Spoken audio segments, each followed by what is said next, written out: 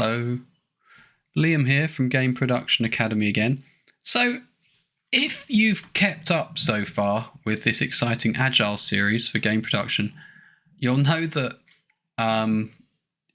these things you see before you would be familiar, right? So we had the core mechanics stuff being talked about, and different areas like core pillars, etc. And then how that might be applied for when you use Scrum and maybe when you use Kanban. And I said this time that I was going to talk about certain things that I put at the end of the last one. And I'm a liar because I'm not going to do that. I'm going to talk about something different, because let's just look at this. So if you look at this, what I said to you was that as a result of all the loops of information that was gathered through, say, using Scrum teams in some places to get the understood from the misunderstood to understood, reaching those points and et cetera, you'd have lots of information, and sometimes you'd be like stopping a core system or fixing something that was wrong with it, and at other times that you would be going, oh, we're not going to do that core pillar, or you'd be going, oh, we know we love that core pillar. And that was a result of iteration. It was a result of information gathering, right? So this stuff coming back to you, and I went over that. So the thing is, though, that's all very well, but bam, bam, bam, is it the right way of doing things? And I think it's time to just pause, because what I don't want you to do is go, all right, that's what I'm supposed to do then. Right, off I go. I want you to have a little think first about the whole process of making a game, particularly from the view of product managers. Now, this is what we're going to do. We're going to have a look at, well, what would a product manager say? And before we do that, what the hell is a product manager? So, for many of you, a product manager is something that you may have heard of every now and again in some company somewhere, particularly in mobile. You may have heard of product managers. And in mobile, a product manager is somebody who will act almost like a mini CEO over a game. They'll go, hi, I'm the product manager. I'm in charge of this game. Okay, producer, you and your teams make this thing happen for me. Okay, I need you to look at this feature here and do this change or this tweak. And live ops need to support this event, and we're going to need to remove this feature here, or I'm going to need to have this feature by this time. Off you go. And there's not a lot of creativity for the producer there. Perhaps there shouldn't be, right? It's the product manager is going, I'm the product manager, I'm the boss, let's go. Now, not for any particular tyrannical reasons. It's just that the product manager has their finger on the pulse of the KPIs, of the big data. So they can make the smallest tweak in partnership with live ops teams and make an enormous difference. If you have, hundreds of millions of downloads, it matters what your icon in the Apple Store looks like. It matters what your user acquisition and marketing plans are. It matters what your funnel looks like for ingesting new players. It matters what, say, day 1, day 7, day 30 retention. It matters, right? What those things are. Your lifetime value matters for your players, because you have probably got, if you are a successful game on mobile, millions of them every day, possibly, right? So if that's the case, a product manager has to understand that data. And they sit there almost like a data analyst. They sit there as a data analyst going, okay, I am the matrix. I can see everything. Let's tweak this. Let's try that. That game loop seems to be working well, but this monetization loop over here seems to have failed. Or this social loop over here hasn't been closed properly, and people can't share this, this very well.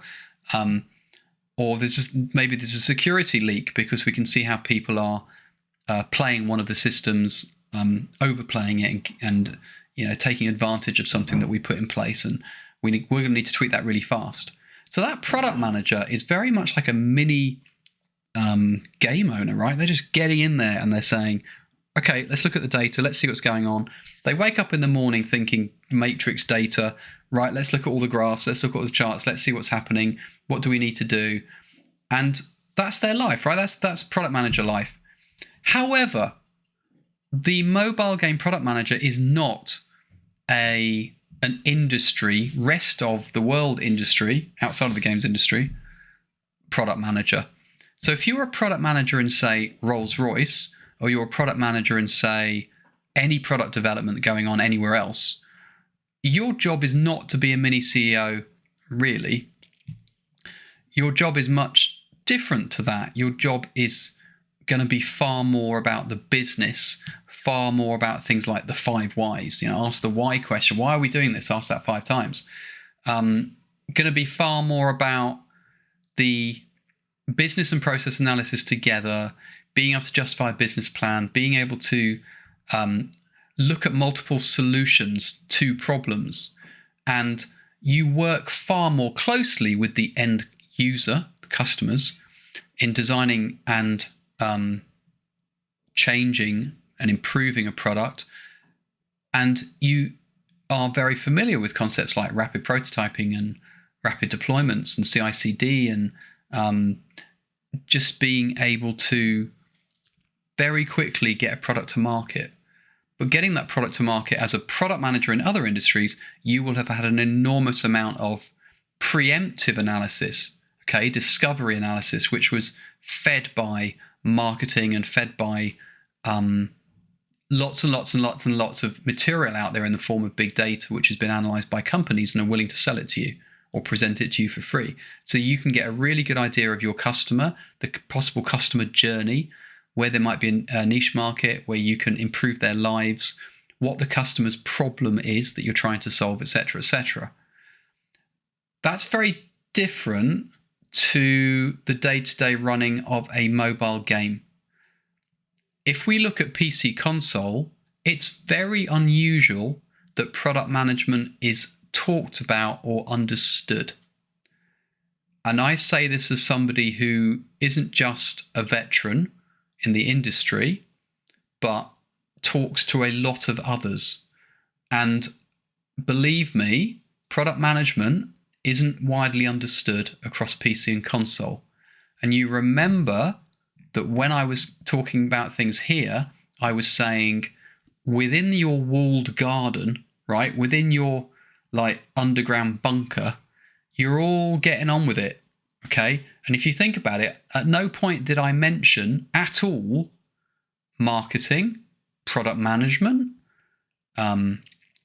user acquisition, user stories, the user journey, the user as a player, what a player might want, why this game's being made for that player, how it affects decision making. And I think this is a really good point of pause to have a look. So if you were to talk to a product manager who isn't from the games industry, right? If you were to talk to them and say, well, what do you think about how we make games?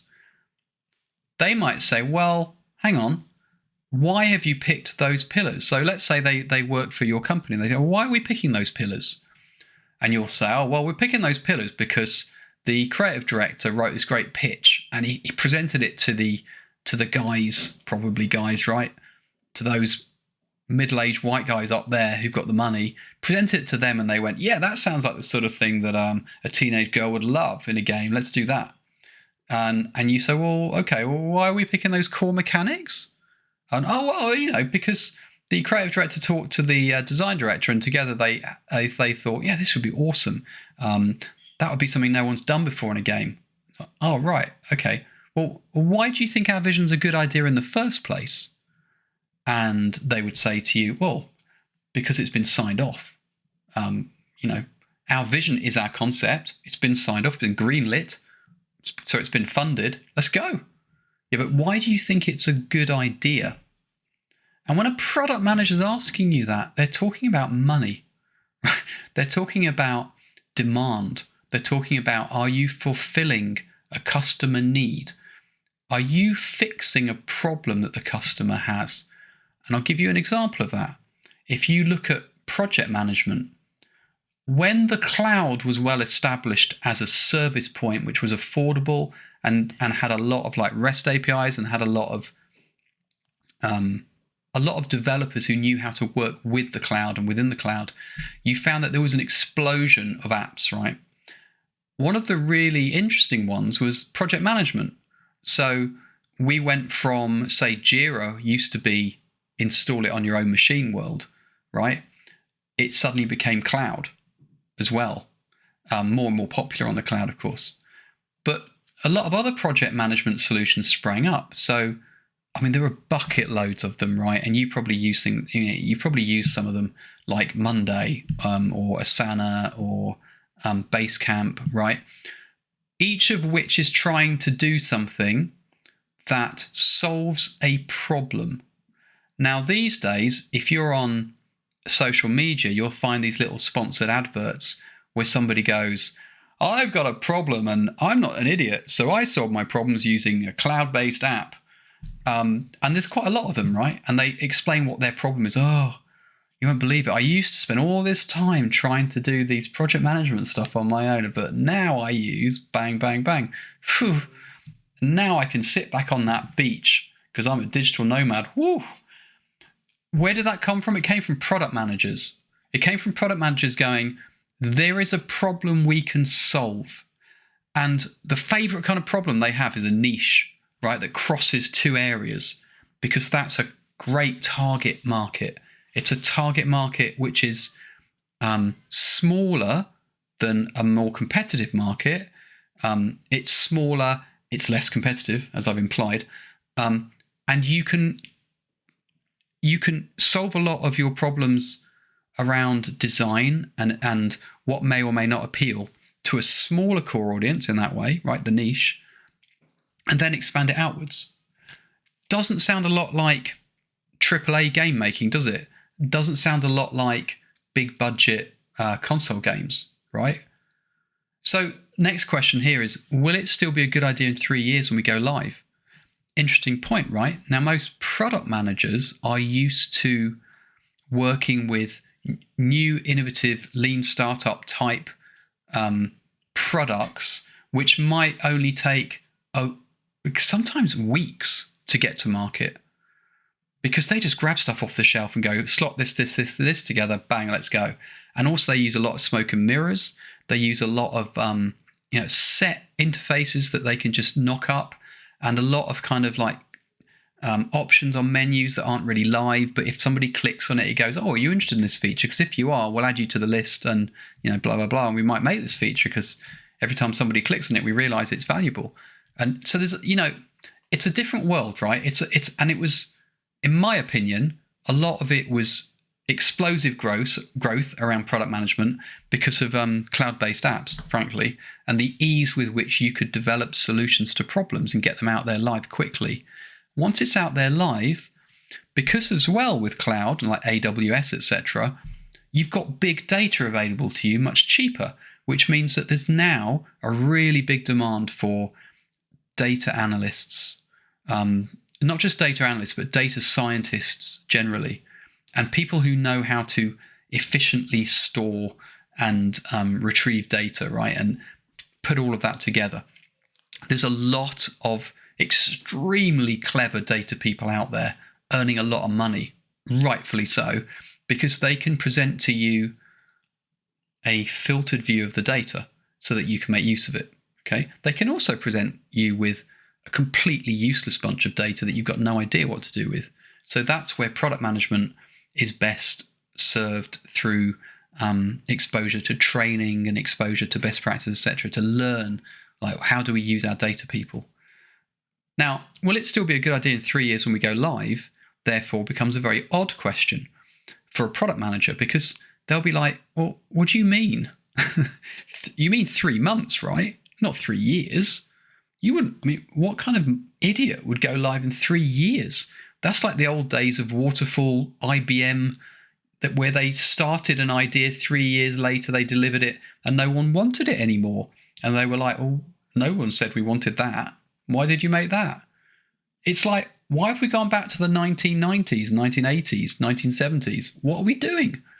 And I think it's a great question because there's not a great answer, right? And I can tell you now, having been in senior leadership positions across the games industry and having spoken to a lot of senior leaders across the games industry, and hung out and got drunk with them, or hung out and just talked passionately about how you can improve and do things better, this comes up quite a lot.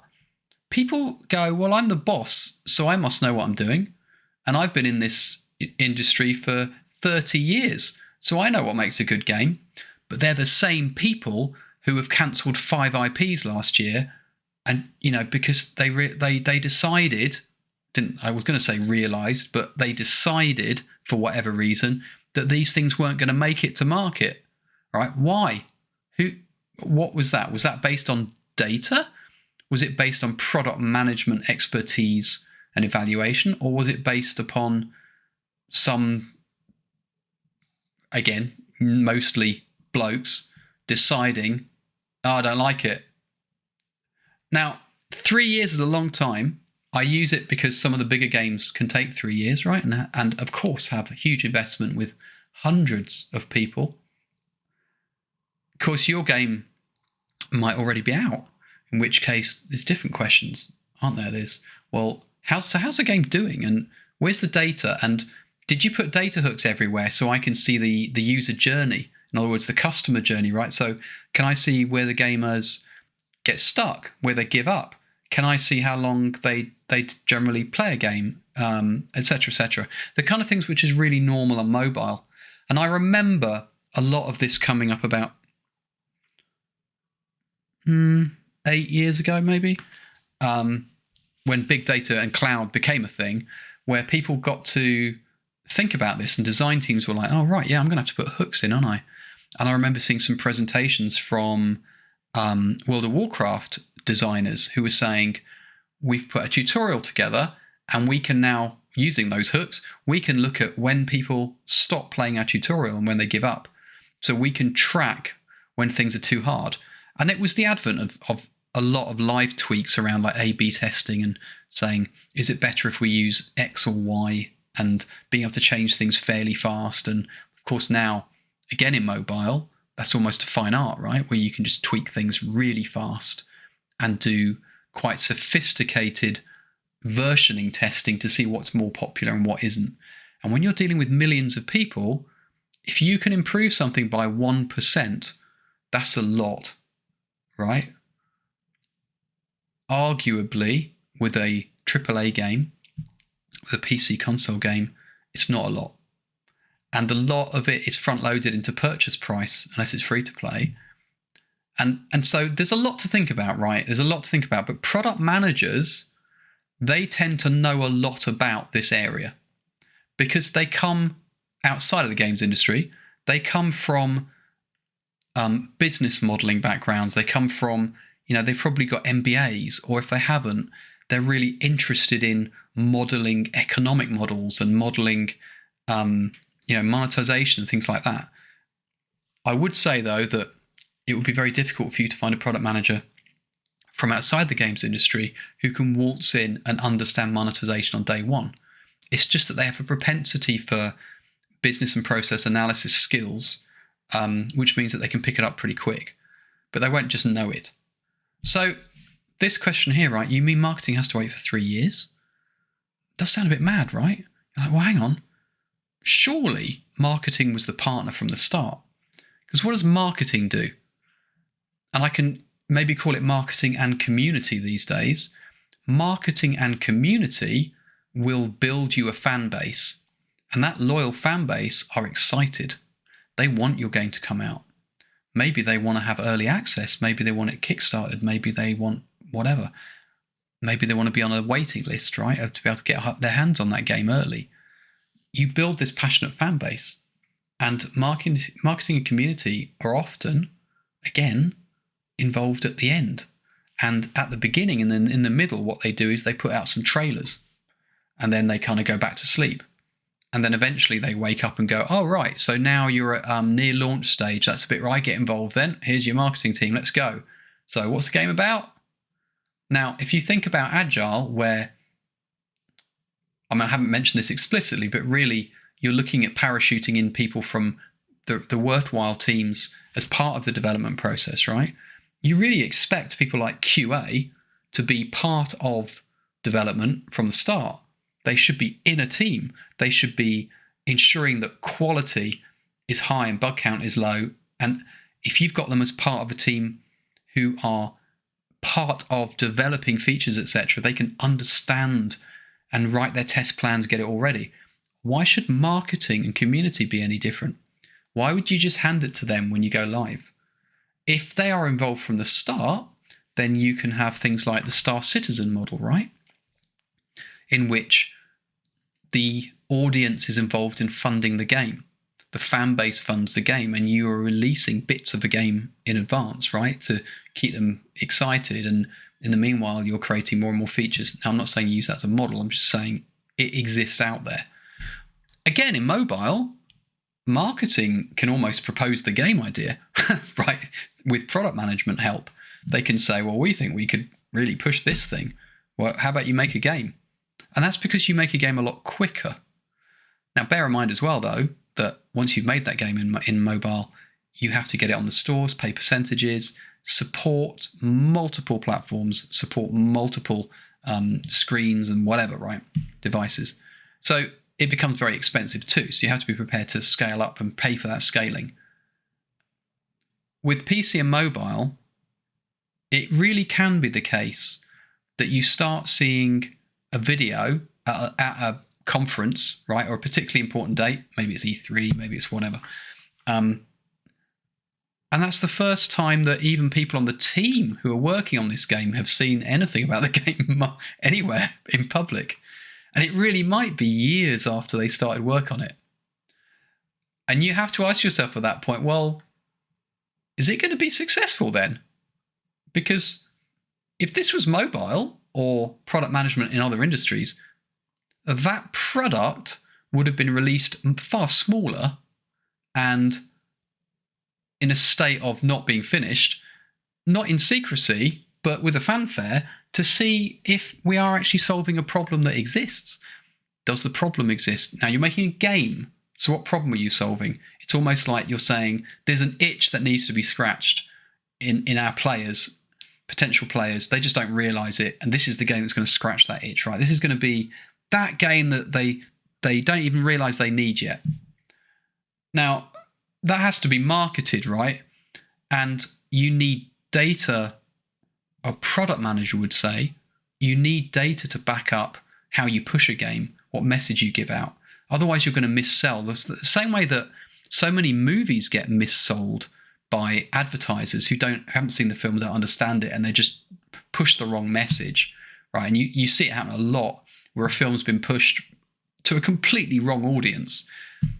Now, if marketing is involved as like a track, a swimming lane alongside development and alongside community and alongside product management, alongside business and product roadmaps, if you have all that working together from the start, you're going to be able to build up a fan base, aren't you? And you're going to have a much better idea if the idea you have has got any kind of traction. But so often what happens is the game is getting greenlit by people, might be 3 or 4 people. It could be few, it could be one person who happens to own the company. Or maybe is in a specially formed group, and that group go, yeah, that's great, we love it, let's go. Is that a great idea? I don't see it being a great idea. I mean, there are some given great ideas, right? Like there is some IPs which, if you produce a sequel, you're going to have to really screw it up, not to make a bunch of money. But there are some where you really do need to know, right? You really do need to know, this is a risk. Can we at least get some better idea? Now, you'll find in pitches that a lot of people try and put some graphs and charts based upon similar games. They'll say, our game is like this, our game is like that. And the same thing happens with vision documents and pillars and game design, is that a lot of it is compared to this, compared to that, compared to this, compared to that. And then you go, therefore, if we compare ourselves to, then we're going to make this much money and it's going to be successful. Product managers would have quite a lot to say about that too. So wouldn't it be sensible to try it out early on our target audience? Maybe, right? That's what a product manager would do. They would say, well, why don't we use a whole bunch of smoke and mirrors, right? Even if we create some of it out of bits of cardboard. Can we do something? At least get something out there to people, right? Because it's better than nothing. So at least we'll get some feedback. So when's the earliest we can get just the core together? And when you say, well, we don't normally do that because it's quite difficult because we're using a middleware and it's quite hard to sort of put it all together. And we've got to do all this testing to make sure our core mechanic's okay. And it'll probably be a year, right, before we can really get you anything. You're like, what? And you go, well, normally we show it as part of our user acceptance testing near the end, right? And maybe even our soft launch. Because, I mean, our soft launch for a big game might last like, up to 6 months, right? Because we'll start to roll it out and then we'll get a whole bunch of bugs come up and we'll realize we've forgotten to finish a feature or a particular level doesn't work. And we'll just start working on it during our soft launch and fixing everything then. And a product manager would are you out of your mind? What if no one likes it? What if they hate it? What about listening to the customer? And this is it. Product management is about listen to the customer. Now, it can be taken too far, right, in my opinion, particularly in the games industry. If you listen to the customer too much, a lot of the customers are, frankly, hateful, and you don't want to listen to them. And also, you can be heavily influenced by the loudest people, of course, as you know, especially if you work in the community live ops side, you can be really affected by particularly obnoxious loud people or passionate loud people, and you can end up putting an entire feature in because one really loud person wanted it. You don't want to do that either, right? You want a proper way of doing it. And again, product management are very expert at what they do, which is interviews, quantitative analysis, finding out who the customers are, the customer journey, the customer story, doing proper user story mapping, and proper data analysis based upon lots of experience of how to do things which actually work and are valid. So it's a totally different world, right? And then what metrics are you using to measure and how's your big data set up? Now, it could be if you're a smaller company, you haven't even thought about it, or you're relying on a third party and you've signed up with them to do it for you. And you just need to offer them some hooks to measure things, right? And maybe you're just like, well, we don't even know what to do with that data. Or all we care about is how many people have downloaded it, how many are playing it. But if you're a bigger company and you've got bigger budgets, you're probably measuring a lot more than that. And all that data is gold for a product manager, right? Now, that's a product manager from outside the industry, and they would say that what we do with the bigger games and when they get developed like that is absolutely insane. If we have a look at what an agile product manager might say. So let's have a look at that, right? So an agile manager would say, well, hang on, that bit where you work on the concept of a game, etc., we call that the discovery phase, right? And that's where we've assembled a discovery team, and that discovery team understands the issues and the struggles of our users, which is what I was saying above, and understands their needs and wants, right? And we focus on finding the right solution, not building the solution, but finding a right solution. And what we do is we ideate on multiple solutions, right? Not just one, we ideate on multiple solutions. And we get everyone involved in contributing. And this is that research, analyze, and validate stage, right? And this is the bit where you get industry research, market research, user research, competitor research, right? You do a lot of research.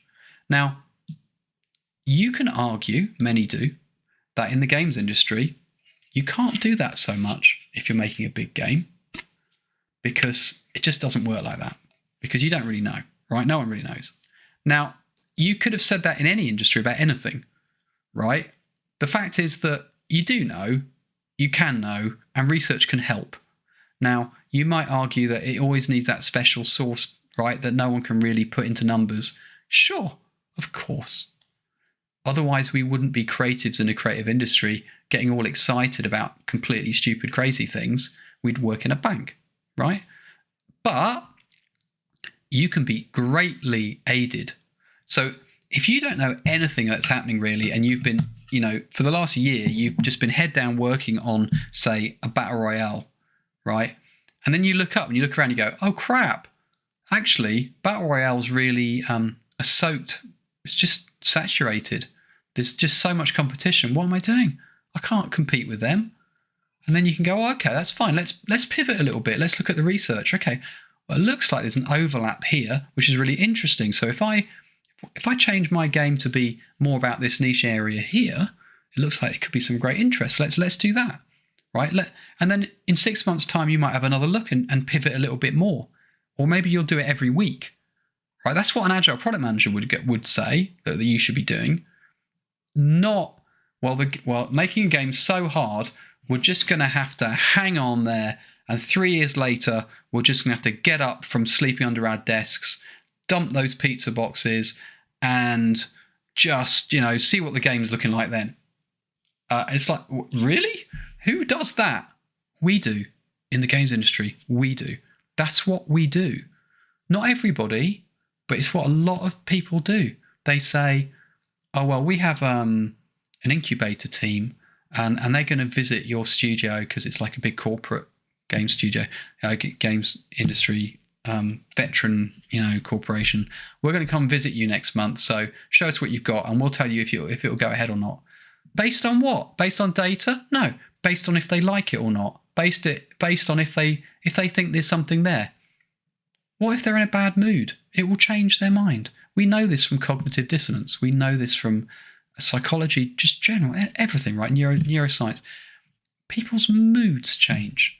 That could be the difference between you and your game going ahead or shutting down. Doesn't seem right, does it? Not really. Doesn't seem right. So, we need to understand, define, and prioritize the problem space. Okay. All right. So let's come up with some prototypes and have a go. Let's just knock a few things up.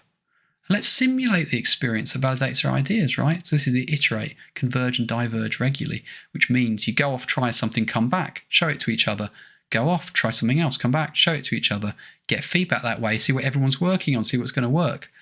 It's not really something that is necessarily supported in certain games teams or in certain games or under certain pressure, time pressure. So, but it's definitely the way an agile product manager would work. So they might say, well, we've come up with 3 possible solutions to a problem, right? So let's see, let's get into that problem space more. Let's prototype up those solutions and see which ones are any good. That's the way they would work. Whereas we tend to say, well, we've got a core vision and we need some core pillars and core mechanics, and we're just going to do those and see if they all work together. And once the whole thing's together, we'll be able to tell, right? It's a much more scaled up approach than agile product management. And then what's the big opportunity here? So, maybe we are solving a problem, but is there a big opportunity? Is it worth it? Is it worth pushing forward? So that's where the product managers would be creating alignment and shared understanding amongst the senior members who've got executives and people with budgets to say, let's all understand here what the opportunity is if we go ahead with this. And they'll use things like user story mapping and presenting back, what the simulations look like and what the opportunities could be. And they'll take it very seriously. And they'll expect to be taken seriously, and they'll expect to be asked some really hard questions, which they will back up with the research, the prototyping, the validation they've been working on. Right? It's why they do it. They expect to be driven really really hard. So this is where they're looking at things like the biggest risks and issues, right? The cost analysis. I'm just pausing on cost analysis, just because I've seen some really bad ones. Timeline planning, expected financial value, right? I mean, that's what we're here for, right? We're here to stay in business so we can employ all those excited, creative people. And if we screw it all up and they lose their jobs, what were we doing? Why were we doing that? If we get a year into a game or 2 years into a game, we go, oh, do you know what? That probably wasn't a good idea. Somebody's accountable, right? Is it you? Who's accountable for that? Who said it was a good idea in the first place? Did you have data backing you up? Now, in some cases, right, don't get me wrong, you can do all of this and still fail. Of course, because it's still a risk. But what you're trying to do here is you are trying to reduce the risks using scientific methods such as research, data, qualitative and quantitative feedback, right? Analyses of some kind, whatever, anything. All that you're doing there is you're reducing risk, you're gathering more and more information. And at some point, you've got enough to validate, right?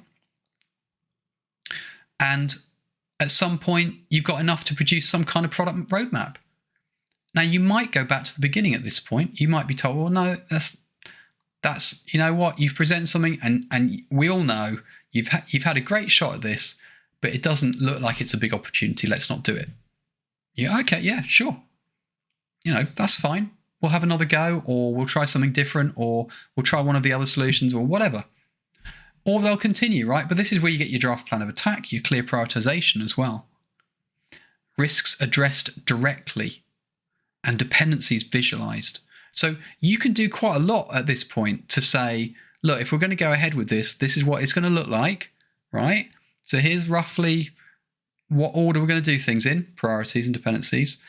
Here's some of the biggest risks and issues and what we need to do about them. Talk about it directly, right? Don't hide it, etc. Here's where we start. Here's the team. Let's go.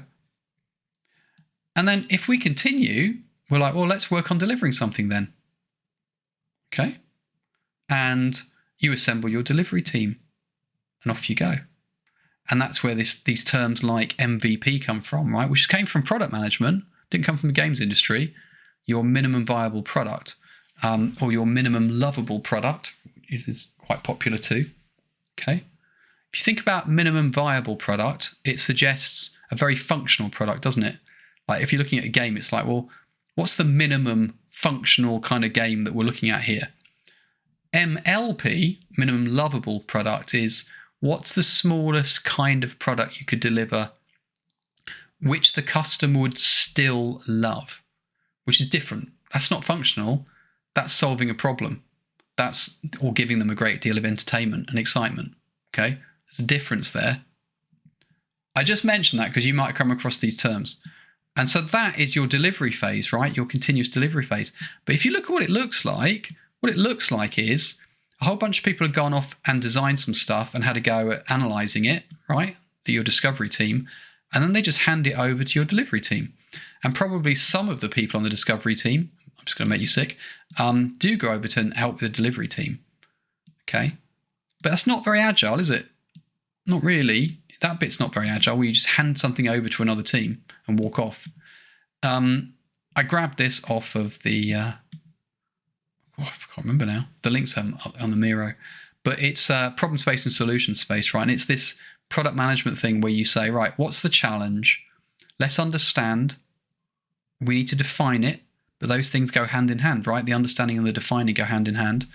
And it's where you diverge, so you go off, and then you converge back again, and you meet up and you chat and you say, do we need to reframe the problem? Right? Are we happy with what it is? And you go off again, you ideate, you prototype, you test. Okay? And the testing can take place with actual people. It's not necessarily QA testing, it's testing a prototype with customers, potential customers. And eventually you can come up with a solution.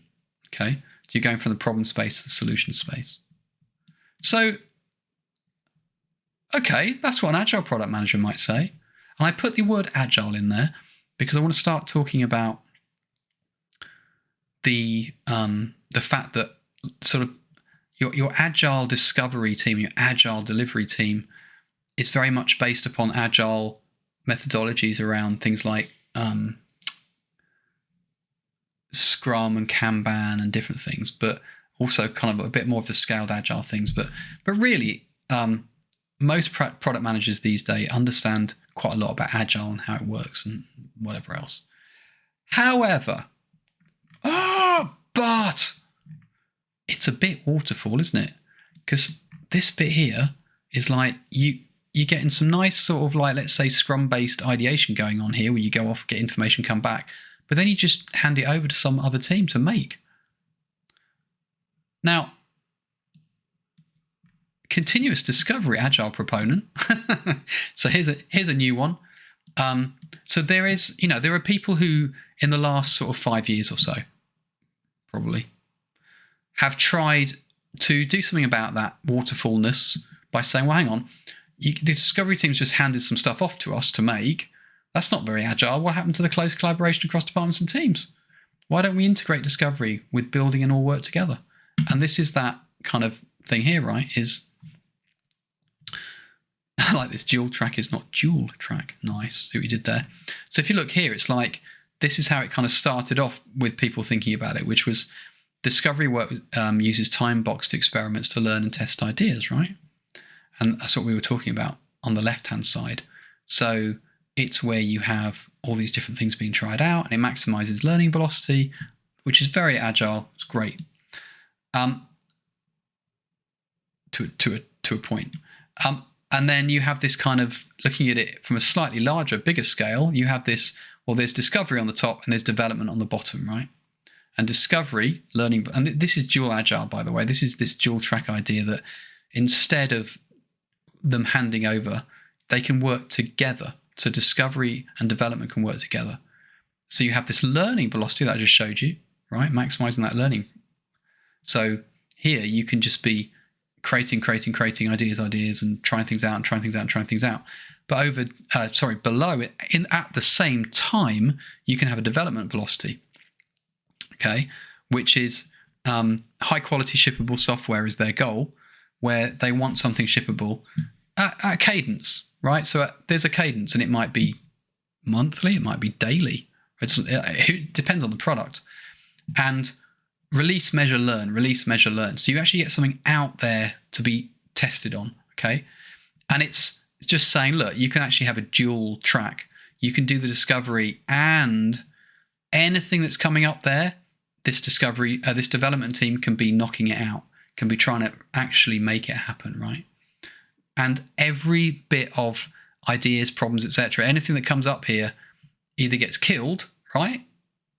If you don't like it, or it gets turned into a release backlog of priorities. So that's dual track-ish. However, well, they called it dual track. It kind of quite quickly became this new thing called continuous discovery, right? Now, I have a continuous discovery habits book that I haven't finished reading yet by Teresa Torres. And she was the one who coined this continuous discovery. And she said, well, dual track's all very well, but it's not really going to work, is it? Because it's not really how things do work. How they tend to work better is you have this trinity of this product manager and normally a tech lead and a design lead who work really well together, the three of them. And you find that this sort of emerges in successful product companies where those three partner up, because it's a wonderful teaming, right? The tech lead can produce so much information that you need when it comes to solving problems, when it comes to understanding for the others. The design lead, of course, is absolutely critical to be able to say, well, these are the kind of things we're going to need to make then in that case. And the product manager is the one feeding that says, well, we've done all these customer interviews and there are these opportunities. How are we going to make this happen? And between the three of them, they can inspire and feed each other and solve problems much faster because they're a really tight team. And so this continuous discovery diagram here kind of starts with this thing at the top right about a desired outcome. And this outcome gives you a foundation of understanding what the opportunity space is and how that's going to evolve over time, right, from the investigations that are going on. And you have product teams doing these customer interviews to discover opportunities. And then you have these questions, right, about through the prototypes and product experiments around, well, does this solution address the opportunity in a way that drives the desired outcome, et cetera, et cetera.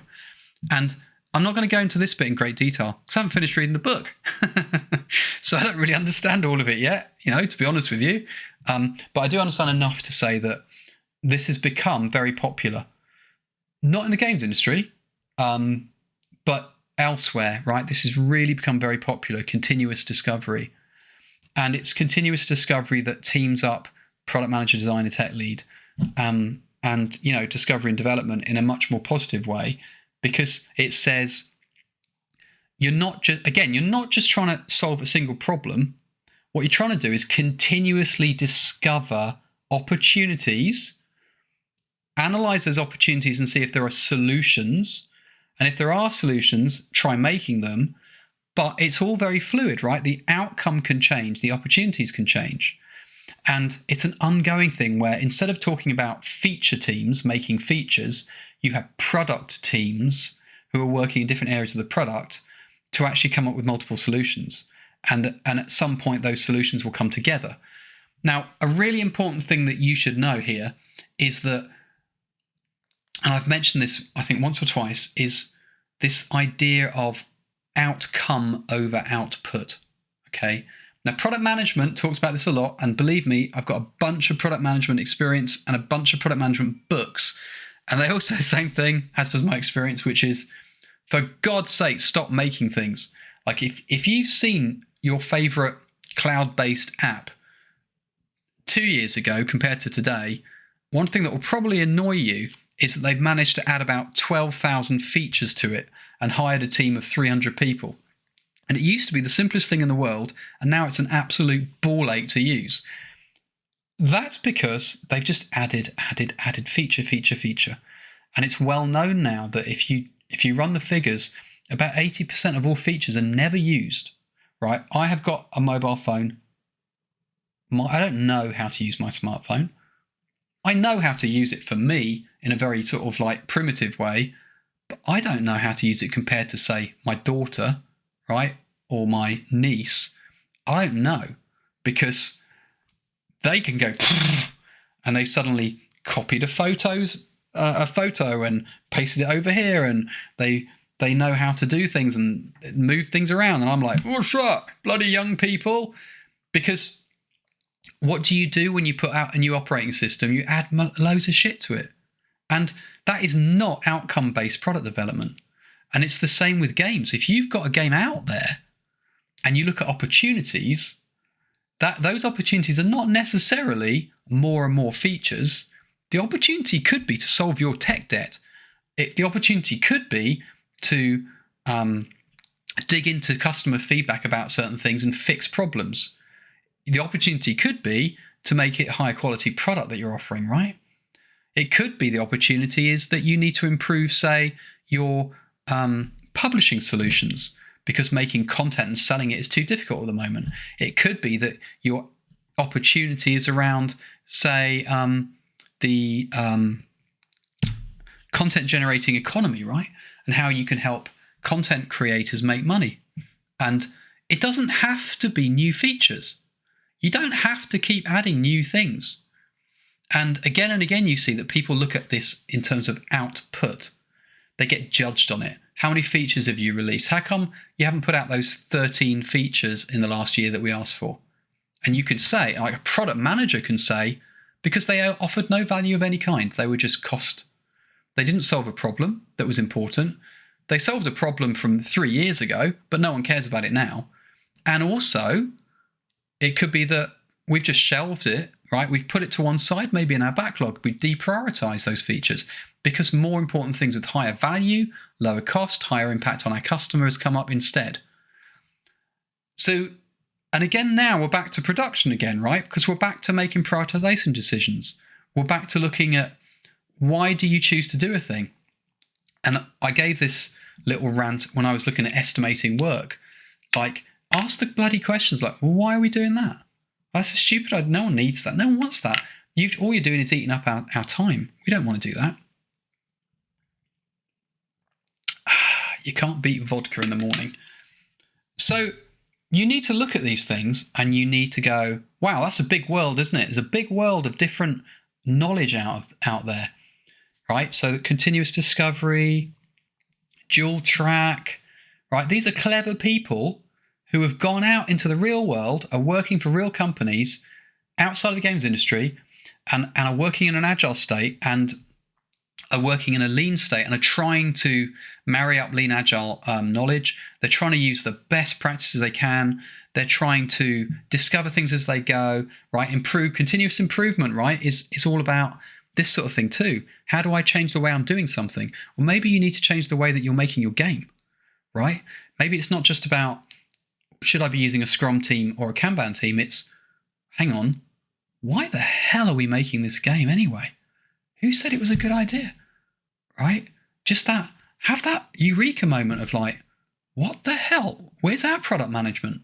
Now, again, if you work in mobile, you should be able to take this sort of thing to your product managers and to your, your marketing community teams, and they should be a lot more sophisticated, frankly, through having to be, than in the other parts of making games, like over in AAA console and whatever, and indie, because they either don't understand this, they don't know it exists, or they haven't got the resource, they haven't got the luxury and the opportunity, right? Because they're too busy trying to survive or whatever it is. I'm here to say to you, these things exist, okay? And I'm going to spend more time on some of this stuff as we go. But I wanted to sort of pause and go over this before I leapt into Kanban, particularly because Kanban is such a thing. It's such a beast for me. I love Kanban, but it's very much more scientific and mathematical, and there's a lot of learnings in there, and I don't want to rush through it. So I wanted to touch on this first because I think it brings up a lot of really interesting questions and also alternative ways of thinking about things that if you're a producer or a dev manager or a project manager or whatever, you might look at that and go, actually, that's really interesting, because it helps me to prioritize, right? And it helps me to plan.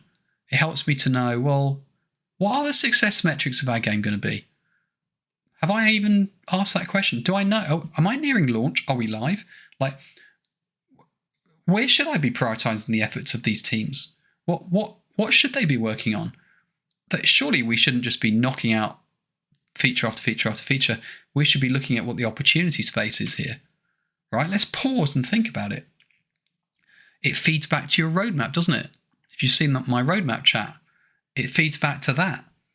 What's the product roadmap? Why? Like, a lot of product road mapping doesn't have to be feature, feature, feature. It can be opportunity. How are we going to take advantage of this opportunity? How are we going to solve these problems? So have a think, see if this is useful. If it's not useful, then just yell at me or something. I don't really care. I'm not getting paid to do this, so, up yours. If you think it's brilliant, though, just tell me I'm brilliant, because it's good for my ego. And the next time I'm going to be doing this is probably next week, but because I'm going to Barcelona on holiday for a few days to see a mate over the weekend, so that'd be nice. If you're in Barcelona, give me a shout. But Kanban next, right? The stuff that I promised I would talk about, and some of the scaling stuff. But I really felt like I wanted to do this first because I think it's really vital that you think, like, why am I doing these things? And oh wow, there are other industries and other people and other entire disciplines out there where I could learn, okay, if I had the time. So I'll help you. Okay? Take care. Keep being beautiful. And thank you for what you do, because you make a whole lot of people's lives better. Take care.